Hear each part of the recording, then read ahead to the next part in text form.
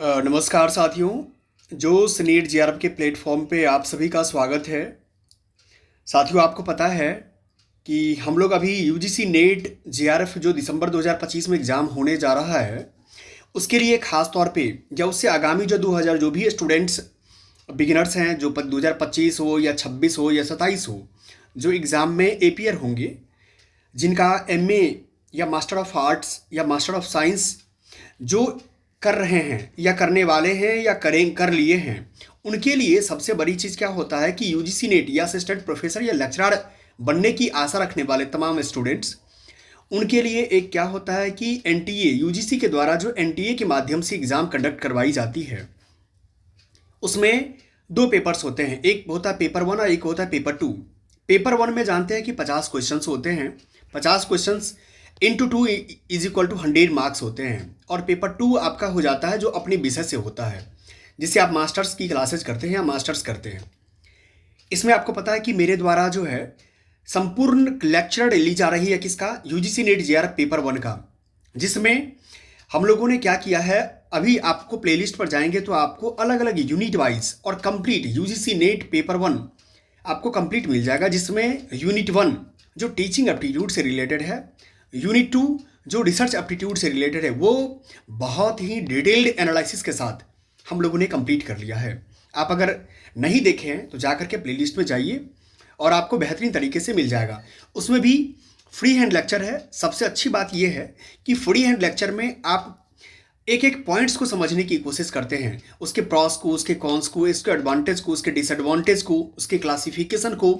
अगर कोई फिलोसफर्स हैं, अगर मान लिया जाए अब्रॉड के फिलोसफर हैं या वेस्टर्न फिलोसफर हैं, किसी रिसर्च को लेकर के क्या कहा है, उसको लेकर के भी हम लोग बात करते हैं। उसी श्रृंखला को, यानी कि यूनिट 1 यूनिट 2 की श्रृंखला को आगे बढ़ाते हुए आज हम लोग प्रवेश किए हैं नए यूनिट में। उस यूनिट का नाम है क्या, बोध, जिसको इंग्लिश में क्या बोलते हैं, कॉम्प्रीहेंशन। अब यू कहे कॉम्प्रीहेंशन को, तो मैं मानता हूं कि ये फ्री का मार्क्स है।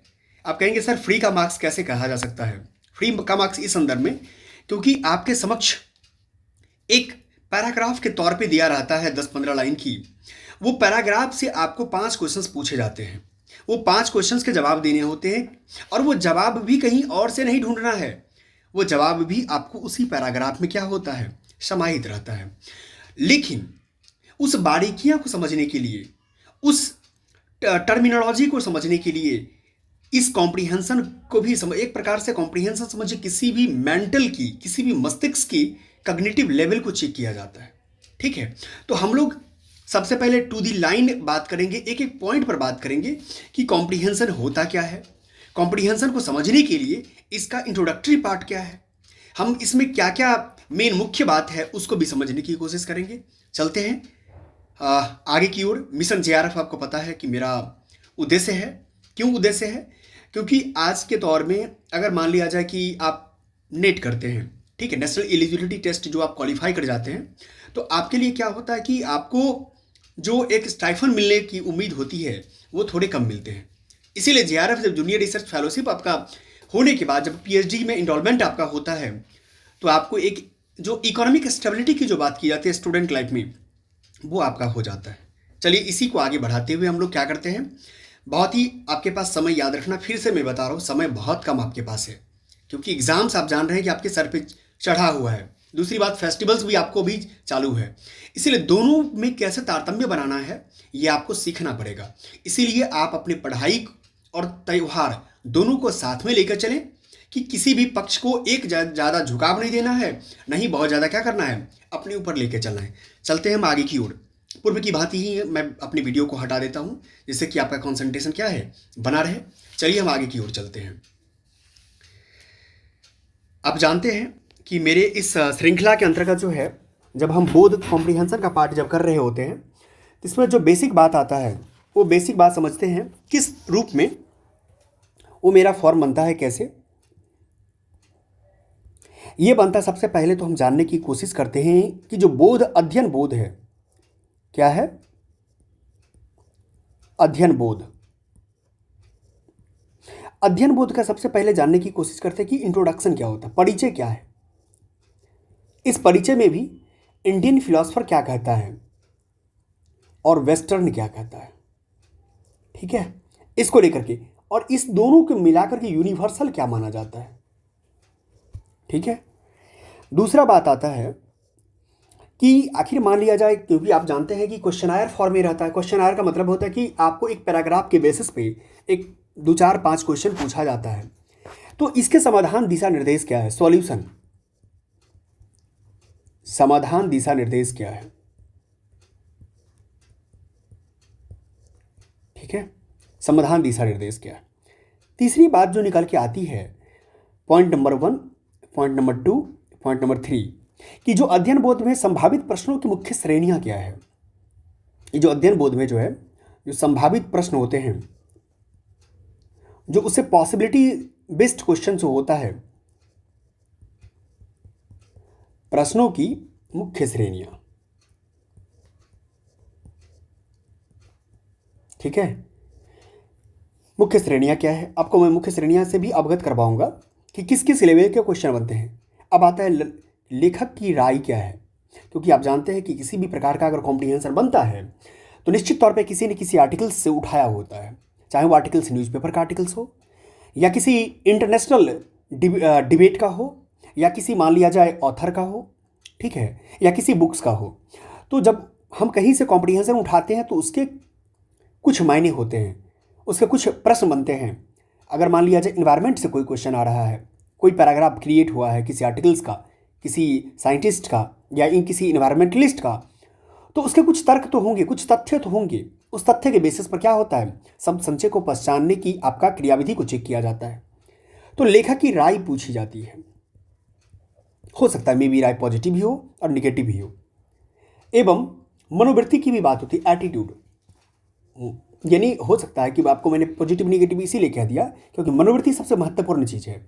क्योंकि हो सकता है अगर मान लिया जाए कि किसी एक ऐसे एनवायरमेंटलिस्ट जो प्रकृति के क्षरण में विश्वास करता हो हो सकता है कि वो जो वर्तमान में हो रहा है, जैसे मान लिया जाए रसिया यूक्रेन के युद्ध को भी सही ठहरा सकता है।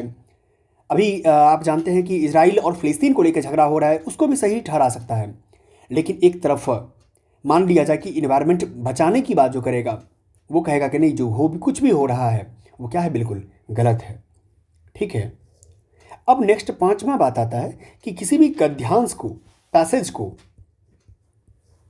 तथा उससे संबंधित जो प्रश्न आते हैं उस प्रश्न के लिए क्या क्या संबंधित प्रश्न जो आपको करने होते हैं, जो एग्जाम में पूछे जाते हैं। अब हम चलते एक एक चीज़ को पढ़ने की कोशिश करते हैं कि इसका इंट्रोडक्टरी पार्ट से लेकर के आगे तक ही। अब बात समझिए, जब इतनी चीज़ों को हम लोगों ने देख लिया तो अब एक एक चीज़ हम लोग देखते हैं कि अध्ययन बोध का कॉम्प्रीहेंशन का, जैसे इंट्रोडक्शन ऑफ रीडिंग कॉम्प्रीहेंशन क्या है, रीडिंग कॉम्प्रीहेंशन, जिसको आरसी भी आप शॉर्ट फॉर्म में कहते हैं। अब देखिए, बोध या बुद्धि को सरल भाषा में कुछ परिभाषा भी होता है, क्योंकि आप निश्चित तौर पे जानते हैं कि डेफिनेशन तो एक नॉर्मल चीज़ है, डेफिनेशन किसी भी चीज़ के लिए दिया जाता है। ठीक है, तो अब समझिए, परिभाषा के तौर पे बात करेंगे तो परिभाषा कह सकते हैं कि यह ज्ञान प्राप्ति जो है क्या है, ज्ञान प्राप्ति एवं प्राप्त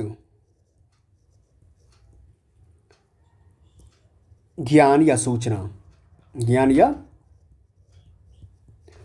सूचना का प्रयोग कर,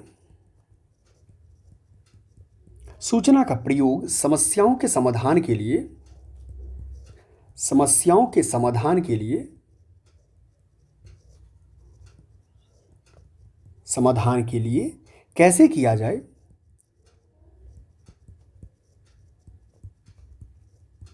कैसे किया जाए, यह जानने की क्षमता है।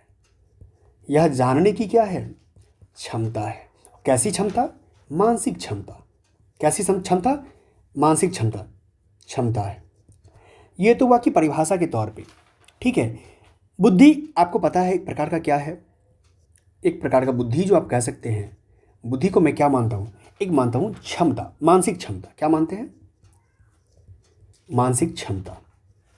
कोई स्टूडेंट तेज होता है तो हम लोग क्या देते हैं कि उसकी मानसिक क्षमता क्या है, बहुत ज़्यादा स्ट्रांग है। दूसरी बात, इसको अभी इस संदर्भ में भी कह सकते हैं कि संप्रति, संप्रति, ठीक है, एक प्रबुद्धि को ही कह सकते हैं इसका। अब एक बात आता है जो हम लोग को जानने की ज़रूरत है कि ये जो मेरा बुद्धि है, ये बुद्धि को अमूर्त ग्रहण यानी कैपेसिटी फॉर कंस्ट्रक्ट करने की क्षमता भी बताया जाता है। क्या है एक प्रकार का, अगर आप इसको समझने के तौर पे बात करेंगे तो आपको ये कह सकते हैं इसको, ये क्या है, अमूर्त को ग्रहण।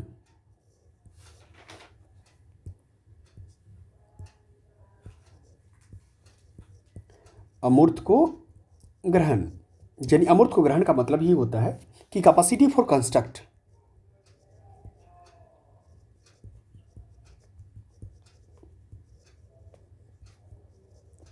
Capacity for construct. क्योंकि सीधी सी बात है, अमूर्त अगर मान लिया जाए किसी भी चीज़ को, ऐसे चीज़ों को समझना, मूर्त चीज़ों को तो आप देख रहे हैं प्रत्यक्षतः, अमूर्त चीज़ें ऐसी भी है जो आप प्रत्यक्ष रूप से देख तो नहीं रहे हैं लेकिन घटनाएं हो रही है। तो उस चीज़ को अगर मान लिया जाए ग्रहण जब कर लेते हैं तो आपकी क्षमताएं क्या हो जाती है, शाब्दिक क्षमता या बौद्धिक क्षमता, वो बहुत ही बेहतर हो जाती है। आप कहेंगे कि एक वेस्टर्न फिलोसफर है एल थर्स्टन, क्या नाम है,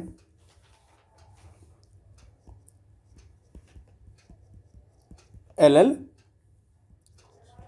थर्स्टन के अनुसार खास करके जो मानसिक क्षमता को समझने की 7 क्या है अवयव है, 7 कंपोनेंट्स है, कि हम इस रूप में समझने की प्राथमिक मानसिक क्षमता को के तौर पे हम लोग समझने की कोशिश करते हैं। ठीक है, हमारी जो है ना, हमारी जो प्राथमिक मानसिक क्षमता है,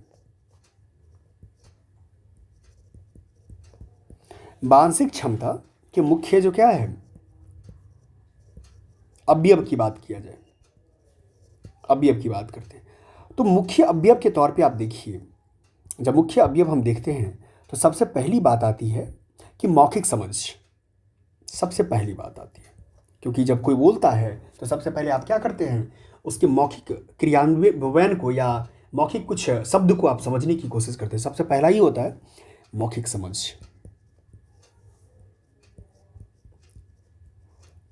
मौखिक समझ जिसको कहते हैं वर्बल कॉम्प्रिहेंशन, क्या बोलते हैं, verbal comprehension, verbal comprehension.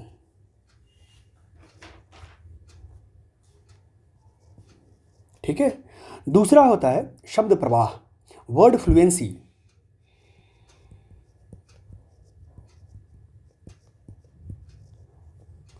Word fluency. ठीक है, तीसरा होता है संख्या बोध या सुविधा, नंबर फैसिलिटी, संख्या बोध। अगर कोई व्यक्ति 1 से 100 तक काउंट कर रहा है और आपकी समझ नहीं है तो फिर कैसे समझेंगे कि आखिर वो कहना क्या चाह रहा है, तो संख्या बोध यानी नंबर फैसिलिटी। ठीक है, चौथा होता है स्थान विषयक मानसिक चित्रण।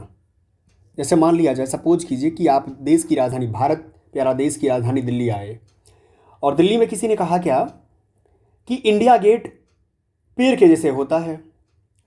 अब आपने इंडिया गेट तो देखा नहीं बट पेड़ देखा हुआ है, तो आपके दिमाग में पहला चित्र बनता है कि इंडिया गेट सच में पेड़ के ही जैसा होगा। अगर आपको किसी ने कहा इंडिया गेट एक बिल्डिंग के जैसा होता है, तो आपके दिमाग में एक बिल्डिंग क्योंकि देखे रहते हैं तो आपके दिमाग में क्या बनता है, बिल्डिंग का चित्र बनता है। इसीलिए कहा जाता है किसी भी चीज़ को समझने के लिए मानसिक विषयक स्थान विषयक मानसिक चित्रण, मानसिक चित्रण। जिस चीज़ को आप देखे रहते हैं सबसे पहले उसी का इमेज क्या होता है, आपको स्पेशियल विजुअलाइजेशन होता है, स्पेशियल विजुअलाइजेशन। ठीक है, नेक्स्ट आता है शास्त्रीय स्मृति, शास्त्रीय स्मृति, स्मृति, शास्त्रीय स्मृति का मतलब क्या हुआ, एसोसिएटिव मेमोरी, एसोसिएटिव मेमोरी। जैसे एग्जांपल में आप अपने मित्र के साथ जम्मू कश्मीर या किसी अन्य मान लिया जाए कि आपने इंडोनेशिया गया घूमने के लिए, तो घूमने के दौरान जितनी भी घटनाएं हुई वो दिमाग में आपके पास स्मृति मेमोरी के लेवल पे आ जाता है, और इसी को शास्त्रीय स्मृति के तौर पे हम लोग क्या करते हैं, देखते हैं। ठीक है, नेक्स्ट बातें आती है अवधारणात्मक गति। क्या आता है? अवधारणात्मक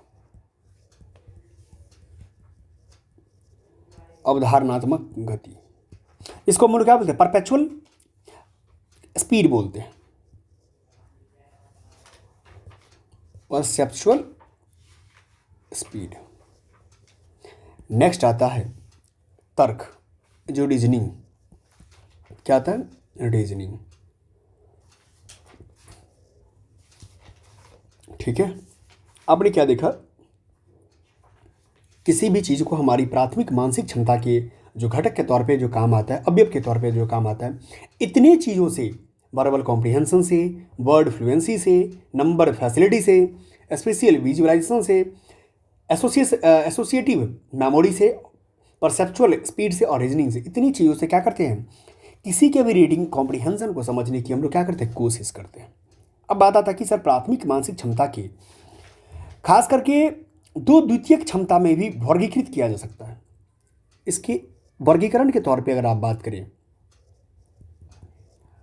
किसके वर्गीकरण के तौर पे, तो वर्गीकरण में पहला बात आता है अस्थिर या द्रव बुद्धिमत्ता। क्या आता है?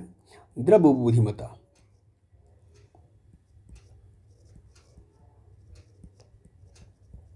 द्रव बुद्धिमत्ता, या इसको अस्थिर भी कह सकते हैं, अस्थिर भी कह सकते हैं। ठीक है, दूसरी बात आती है इसी में स्थिर या सघन बुद्धिमत्ता। सघन बुद्धिमत्ता या स्थिर। ठीक है, कहेंगे सर ये क्या होता है? मानसिक वर्गीकरण को किसी को समझने के लिए हमारे मस्तिष्क में क्या फ्लूइड, क्या ऐसी बातें हैं? फ्लूइड क्या होता है, फिर क्रिस्टल क्या होता है? क्रिस्टल तो समझते हैं कि कुछ ऐसा चीज़ होगा जो कठोर होगा, और फ्लूइड के रूप में तो लिक्विड के फॉर्म में आएगा, या कुछ गैसेस फॉर्म में का ही मिक्सचर रहेगा। ये क्या बात है? कहता क्या कि बुद्धिमत्ता को नई समस्याओं का समाधान करने के लिए, नई स्थितियों में तर्क का उपयोग करने और पैटर्न की पहचान करने की क्षमता के रूप में जिस चीज़ के द्वारा परिभाषित किया जाता है उसी को क्या बोलते हैं? Fluid intelligence. सॉरी, क्या बोलते हैं? Fluid intelligence. जैसे इसको समझिए, आप इसको सिंपल भाषा में समझिए कि आपके दिमाग में किसी समस्या समाधान को लेकर के जो विचार आया, वो विचार आपका परमानेंट तो नहीं रहता है। हो सकता है कि अभी जो आप देख रहे हैं उसका समाधान करने का नज़रिया या तरीका कुछ अलग होगा, 2 मिनट के बाद ही कोई समस्या दूसरी आएगा तो उसके समाधान के लिए क्या होगा? आपका विचार बदल जाएगा। हो सकता है कि 180 डिग्री जैसे अपोजिट आपको डायरेक्शन में विचार दे दिमाग आपका, क्योंकि वो परमानेंट नहीं है, वो क्या है? अस्थिर है। इसीलिए इसको क्या कहा जाता है? लिक्विड या अस्थिर बोलते हैं। यानी नई समस्याओं का समाधान, नई समस्याओं का समाधान। जैसे यूपीएससी का एग्जाम आप देते हैं तो यूपीएससी के जब जनरल स्टडीज का पेपर 4 होता है उसमें केस स्टडी दी जाती है, और उस केस स्टडी में आपको एकदम से उसी समय कहा जाता है कि इसका समाधान क्या होगा, आप लिख के बताओ या जवाब दो। ठीक है, जैसे आप एसएसबी का अगर इंटरव्यू देंगे तो एसएसबी के इंटरव्यू में भी कुछ इस तरह की पीपीटी होती है जिसमें आपको डायरेक्ट पिक्चर परसेप्शन टेस्ट होता है। उसमें आपको एक नई समस्या दी जाती है और एट द टाइम कहा जाता है कि आपको सॉल्यूशन ढूंढने के लिए, तो आपका स्थिर नहीं है, क्या है? अस्थिर है, द्रव है। फ्लूइड इंटेलिजेंस इसको बोलते हैं। नई स्थितियों में तर्क का उपयोग करना, नई स्थितियों में तर्क का उपयोग करना। ठीक है, नेक्स्ट बात इसको ये भी कह सकते हैं कि पैटर्न की पहचान करने की क्षमता, किसी भी पैटर्न की पहचान करने की क्षमता। जैसे मैं इसका एग्जांपल समझो, आप रीजनिंग बनाते हो या रीजनिंग नहीं बनाते हो, सिंपल भाषा में समझो ना कि 1 के बाद 2 होता है, 2 के बाद 3, अगर मान लो ऐसे समझो, 2 के बाद अगला 4 के बाद 6 के बाद 8, तो निश्चित तौर पे आपसे अगर पूछेगा कि अगला क्या होगा तो आप क्या करोगे? पिछले को देखते हुए, पैटर्न को देखते हुए आप निश्चित तौर पे 8 में 2 जोड़ करके क्या बोलोगे? अगला डिजिट कौन होगा? 10 होगा। यानी आपने क्या किया, पूर्व के डिजिट को, अपने पैटर्न को आपने फॉलो किया, वही फॉलो के बेसिस पे अगला डिजिट की संख्या आपने बता दिया। ये होता है अस्थिर। दूसरी बात इस बारे में अगर सेक्शन में आएंगे, जो क्रिस्टलाइज्ड इंटेलिजेंस की बात करता है, ये बुद्धिमत्ता को मुख्यतः अर्जित ज्ञान और अनुभव का उपयोग करने की क्षमता के रूप में परिभाषित करता है। क्या मैंने बोला, ये अर्जित ज्ञान, आपने जो अनुभव गेन किया या ज्ञान पढ़ा, अर्जित ज्ञान या अनुभव का उपयोग या अनुभव का उपयोग करने की क्षमता पर आधारित होता है।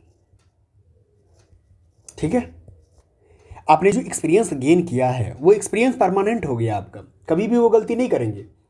आपने गांव घर में सुना होगा या बड़े बुजुर्ग लोग कहते हैं कि पैर उठा के चलो, ठेस लग जाएगा।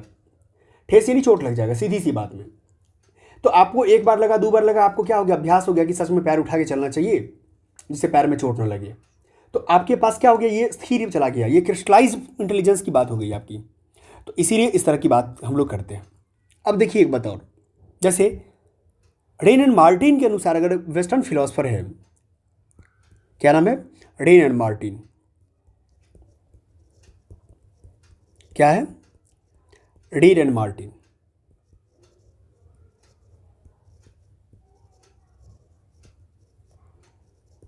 ये क्या कहता है, कहता है कि अध्ययन वो जो होता है, रीडिंग कॉम्प्रिहेंशन को एक परिच्छेद या गद्यांश के रूप में परिभाषित किया जा सकता है। बिल्कुल सही बात है, क्योंकि एक जो रीडिंग कॉम्प्रिहेंशन है,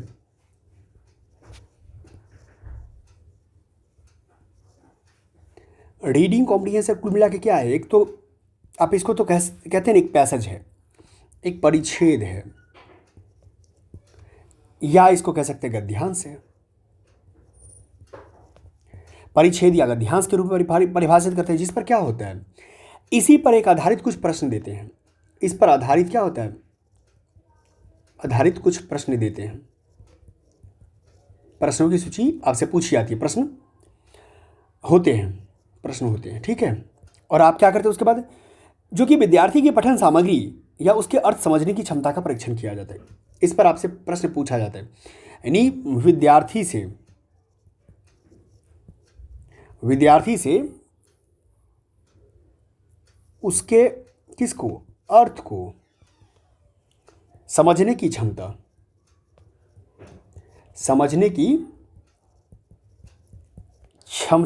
का परीक्षण किया, टेस्ट किया जाता है। यही तो है कुल मिलाकर, मैं तो यही समझता हूँ। सच में अगर रीडिंग कॉम्प्रिहेंशन क्या है, तो यही तो रीडिंग कॉम्प्रिहेंशन है। ठीक है, अब एक बात और कह सकते हैं, दूसरी अगर मुझसे कहा जाए तो मैं ये भी कह सकता हूँ कि शब्दावली ज्ञान का भी पता चलता है इससे। जैसे आपने रीडिंग कॉम्प्रिहेंशन पढ़ा, मान लो इस तरीके से दिया हुआ है आपका, ठीक है, और यहाँ पर कुछ और वर्ड दे दिया, ए है, यहाँ बी है, यहाँ सी है, यहाँ डी दे दिया, फिर यहाँ पर ई दे दिया, यहाँ पर एफ दे दिया। तो आप एक प्रकार का शब्द मान लो, इसको समझने के लिए आपसे क्या किया जाता है, इसको समझने के लिए, तो इसको हम कुल मिला के आप क्या कह सकते हैं, इसको कह सकते हैं शब्दावली ज्ञान का पता करना, टेस्ट करना। शब्दावली ज्ञान, वोकैबुलरी जिसको कहते हैं, वोकैबुलरी का पता लगाना, वोकैब का पता, ज्ञान का पता करना। ठीक है, ये कुल मिला के हुआ। अब बात आता है कि जब हम ये देख लिए, आपको पता ही है कि नेट के एग्जाम में जानते हैं उम्मीदवारों के पास इस तरह के प्रश्न आते हैं अध्ययन रीडिंग कॉम्प्रिहेंशन के, और वो उसी में से 4-5 प्रश्न होते हैं और वहाँ से क्या करते हैं, समाधान करता है। अब आता है दूसरी बात, अब आता है कि समाधान दिशा निर्देश, जो मैंने आपको दूसरी टॉपिक बताया था, समाधान दिशा निर्देश। मैं फिर बता रहा हूँ आपको कि ये जो मैं बता रहा हूँ आपको, ये बता रहा हूँ किसी भी वाक्य, जो रीडिंग कॉम्प्रिहेंशन से पहले का जो कुछ नियम होता है, वो नियम को समझना बहुत ज़रूरी होता है। जब वो नियम समझ जाते हैं ना, तो फिर आपके बहुत सारी चीज़ समाधान होना शुरू हो जाता है। इसीलिए अब उसके बाद तो मैं क्वेश्चन लाऊंगा, क्वेश्चन लाने के बाद आप लाइव देखेंगे कि किस प्रकार से सॉल्व किया जाता है। अब जो कोई भी अनुच्छेद है में अध्ययन बोध पर आधारित प्रश्न के उत्तर देने के लिए कुछ दिशा निर्देश होते हैं। ठीक है, पहला होता है, जब पहली बात करेंगे ना, तो होता है मौलिक विचारों की पहचान। क्या होता है? मौलिक विचारों की पहचान, यानी यूं कहे कि आइडेंटिफिकेशन ऑफ की आइडियाज, यानी किसी भी पैसेज को लिखने में लेखक की मुख्य उद्देश्य क्या था। आप जानते हैं कोई भी आर्टिकल्स तो यूं नहीं बन जाता है, उस आर्टिकल्स को बनने के लिए लेखक के मन में कोई ना कोई विचार उत्पन्न जरूर हुआ होगा, चाहे वो विचार उसके मन के से उपजा हुआ अनुभव के बेसिस पे हो, या समाज में, राष्ट्र में, या विश्व स्तर पे कोई घटना से घटित हो। तो मौलिक विचारों की पहचान करना उसका हो जाता है। इस मौलिक विचार को समझने के लिए आप इसको समझिए कि रीडिंग कॉम्प्रिहेंशन में सदैव ही कुछ ऐसे वाक्य होते हैं जो विचारों के प्रवाह को निर्धारित कर रहे होते हैं। वही मैंने आइडियाज की बात किया, विचार तो आएगा, विचार तो केंद्र में रहेगा ही। नेट परीक्षा में उसकी पहचान करता है, आवश्यक होता है विचार को पहचानना, विचार को पहचानना, जानना या पहचानना आवश्यक है। ठीक है, अभी सामान्य विचार प्राप्त करने के लिए पठन सामग्री को पहले क्या होता है, शीघ्रता से पढ़ा जाता है। अब मौलिक विचार को जानने के लिए क्या करेंगे, पहले आप पढ़ना जरूरी है आपको। आरसी, आरसी मतलब मैं लिख देता हूँ रीडिंग कॉम्प्रिहेंशन, आरसी को पढ़ना जरूरी। ठीक है, फिर से क्या करेंगे, थोड़े बहुत जानने कि इसका विस्तार क्या होता है, मुख्य विचार को रेखांकित कर देंगे। और जब पढ़ेंगे तो उसको रेखांकन जरूरी है, रेखांकित अंडरलाइन कर दोगे जिससे कि समझ में आएगा। अब दूसरी बात आता है इसका कि गद्यांश को संक्षिप्त करना, जिसको हम लोग बोलते हैं प्रेसिस करना। क्या बोलती हैं? प्रेसिस करना, संक्षिप्त करना। गद्यांश को संक्षिप्त करना, ठीक है। यानी कि जैसे जैसे हम गद्यांश को पढ़ते हैं वैसे वैसे इसके कुछ मुख्य विचारों को संबंधित करने की क्षमता को विकसित करने की आवश्यकता होती है हमको। ये रीडिंग कॉम्प्रिहेंशन के जो समग्र विचार को समझने में सहायक मिलती है। स्वाभाविक बात है, जब आप पढ़ना शुरू करते हैं तो आपको लगता है कि आप यार ये पैसेज कुछ तो मुझे इंडिकेशन दे रहा है। वही इंडिकेशन आपके समस्या समाधान या संक्षिप्तीकरण में सहायक होता है और आपके समय को क्या करता है, ज़्यादा समय को बचाता है, समय को बचाता है। ठीक है, बीच बीच में कभी कभार किया जा सकता है इसको। अंडरलाइन वाली बात जो है ना, इसको भूलना मत। ठीक है, तीसरी बात आती है वाक्य कड़ी का निर्धारण करना। वाक्य कड़ी का निर्धारण करना, इसका मतलब क्या हुआ? निर्धारण करना, जैसे मान लो पैराग्राफ, एक पैराग्राफ दे दिया, एक गद्यांश दे दिया, एक पैसेज दे दिया, एक पैसेज में 3 पैराग्राफ में कुछ बातें लिखी हुई है। तो कि पहले पैसेज का, जैसे मान लो इस तरीके से, मान लो ये इस तरीके से आया, 3 लाइन यहाँ है, फिर यहाँ से ये स्टार्ट हो गई है, और फिर यहाँ पर दे करके क्या किया, इसको लास्ट किया। पैसेज नंबर पैराग्राफ, और ये ग। आप गौर करना, क का जो लास्ट होता है, क का जो लास्ट है, ये लास्ट, और ख का जो शुरुआत होगा, ये दोनों के बीच में कुछ ना कुछ कनेक्शन होगा। क्या होगा? कुछ ना कुछ कनेक्शन होगा। इस कनेक्शन को समझना, क्या करना है, इस कनेक्शन को समझना है आपको, निर्धारण करना है इसको, है यही है वाक्य की कड़ी का निर्धारण करना। उम्मीद करते हैं कि आप समझ गए। लिंक, जिसको इंटरलिंकिंग बोलते हैं, क्या बोलते हैं? इंटरलिंकिंग को पहचान लेना, ठीक है, और विचारों से जोड़ते रहना। फिर क्या होगा, इसका अंतिम और इसका शुरुआत भी अपने में जुड़ा होगा। आगे बढ़ते हैं। चौथी बात आती है स्वयं से पूछताछ करना। स्वयं से पूछताछ करना, स्वयं से पूछताछ करना, ask question to oneself. जब भी संदेह की स्थिति हो तो परीक्षार्थी को स्वयं से प्रश्न करना चाहिए। उदाहरण के तौर पे मैं बात बताता हूं आपको। स्वयं से प्रश्न करना, one self, question one self, ठीक है, संदेह की स्थिति में।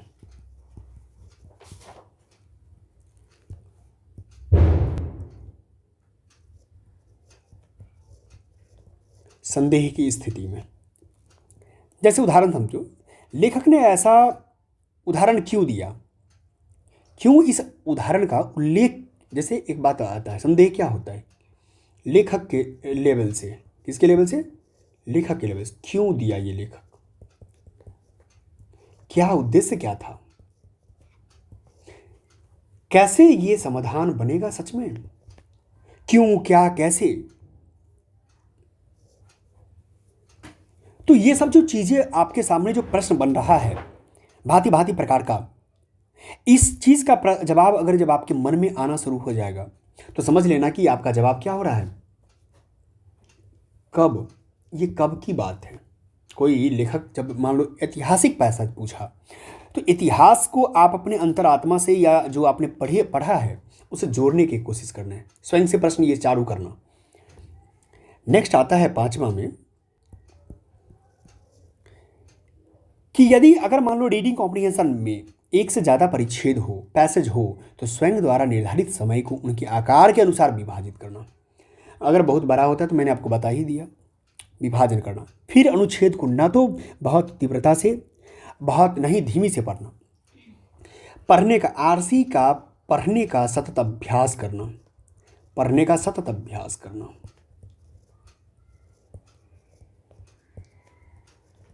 सतत अभ्यास करना, ठीक है, सतत अभ्यास करना।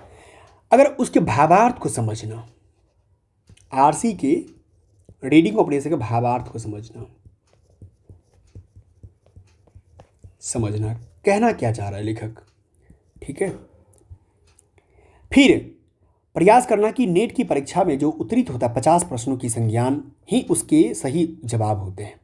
अब कहता है हमें इस बात का भी ध्यान रखना चाहिए कि हमारे स्वयं के विचार महत्व नहीं रखते, हमारे स्वयं के विचार महत्व नहीं रखते, हमें केवल लेखक के विचार और तथ्यों को समझना है और उसी के अनुसार उत्तर देना है। स्वयं के विचार को हटा के चलना, अर्थात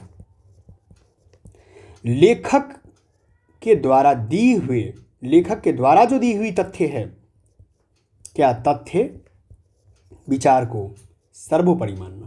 क्या करना, सर्वोपरि मानना।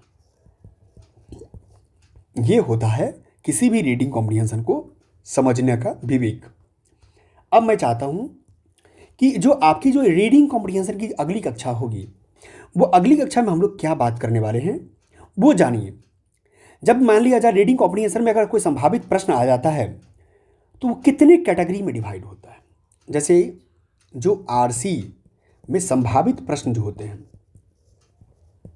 संभावित जो प्रश्नों की मुख्य श्रेणियां, सबसे ज़्यादा और सबसे महत्वपूर्ण यही है।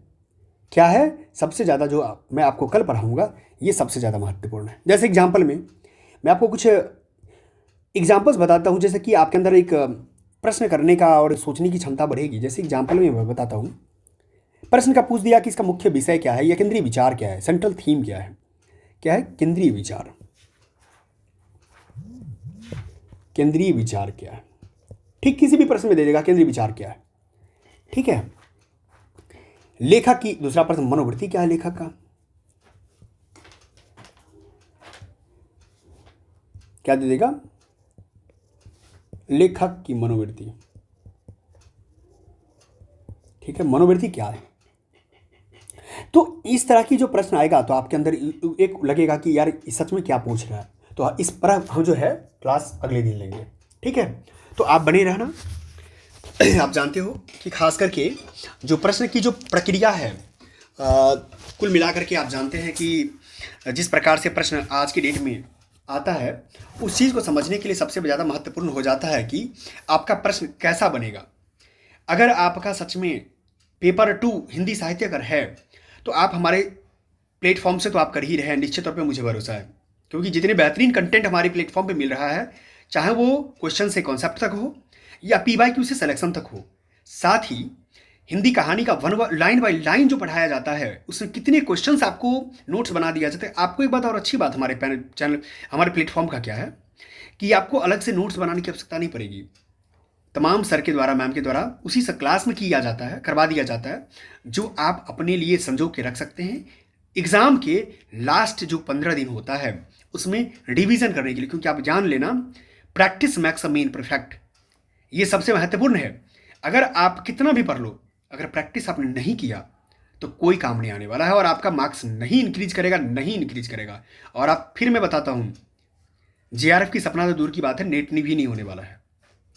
इसीलिए करत करत अभ्यासते जरमति हो सुजान वाली जो कहावत है, आपको अभ्यास करना ही पड़ेगा, तब जाकर के इतनी बातें समझ में आने वाली है। ठीक है, चलो हम लोग फिर अगली कक्षा में मिलेंगे। आपके और भी कक्षाएं आपको पता है कि चैनल पे अपलोडेड हैं, जाकर के देखिए प्लेलिस्ट को एक बार अगेन चेकआउट करते रहिए बीच बीच में कि नई चीज़ें आपके लिए क्या आया है, वो ज़्यादा जानना महत्वपूर्ण है। ठीक है, मिलते हैं, बेस्ट ऑफ लक, पढ़ाई करते रहिए। हम लोग नेक्स्ट क्लास में मिलते हैं आपके साथ। धन्यवाद, थैंक यू।